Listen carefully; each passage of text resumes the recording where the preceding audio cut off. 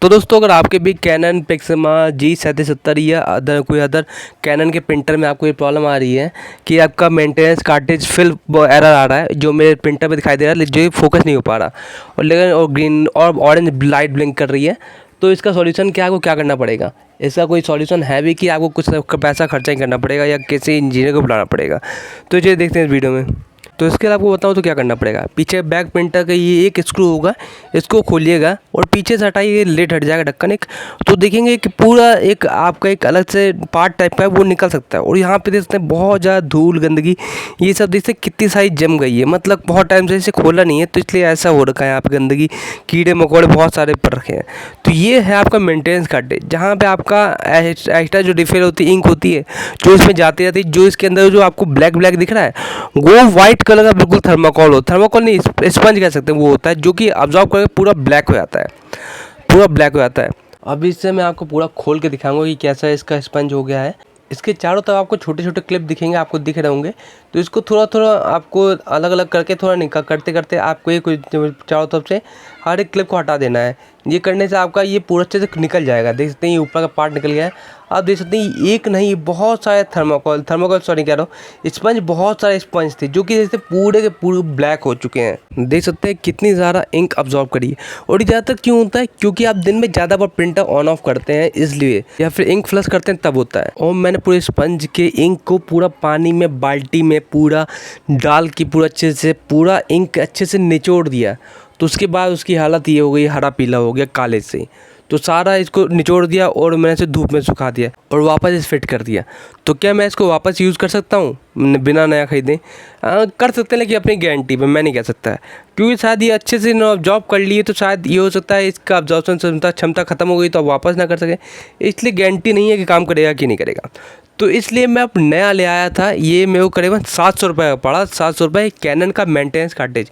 ये रुद्रपुर में भी 700 रुपये का पड़ा, इसके ऑफिशियल स्टोर से लाया था रुद्रपुर के कैनन के। तो देख सकते हैं ये जो पूरी पुराने वाले की हालत देख सकते हैं, क्या सिकुड़ गया पूरा, क्योंकि मैं इसे ठीक से इसको सिंपल रखता तो हो जाता, पानी में रखता या सिंपल हाथों से प्रेस करता, लेकिन मैं निचोड़ दिया इसे। निचोड़ने की वजह से इसकी हालत बहुत बुरी हो गई है, देख सकते हैं। तो इसलिए हम नया खरीद के लाए हैं। ये इसकी MRP 750 कुछ रुपये थी, तो 700 रुपये के ऑफिशियल स्टोर से मिला है यहीं पर रुद्रपुर में। तो इसकी अनबॉक्सिंग करते हैं और इसको जब फिट करते हैं, देखते हैं कैसा है।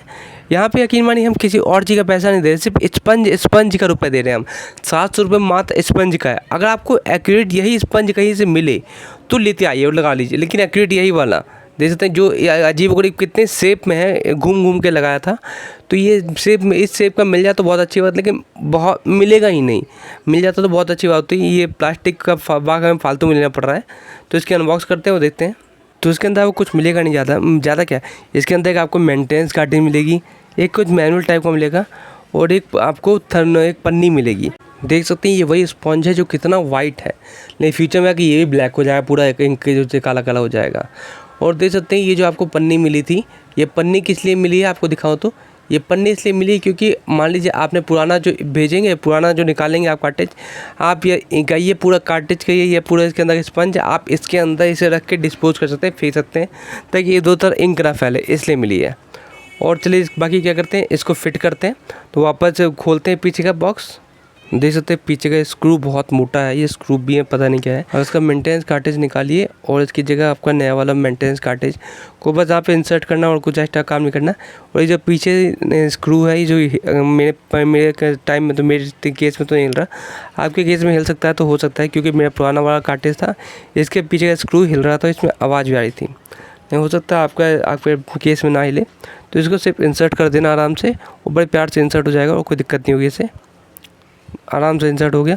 और आपको वापस इसे वापस प्लेट लगा देनी है और स्क्रू फिट कर देना है। तो वापस आपका प्रिंटर बिल्कुल काम करने लायक हो गया, कोई प्रॉब्लम नहीं है।